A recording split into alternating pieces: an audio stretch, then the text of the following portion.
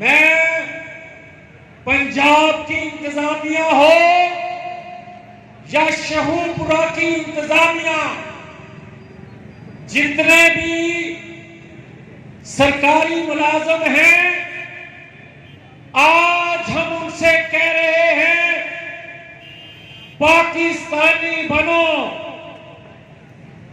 पाकिस्तान के अदारों के ताबे रहो।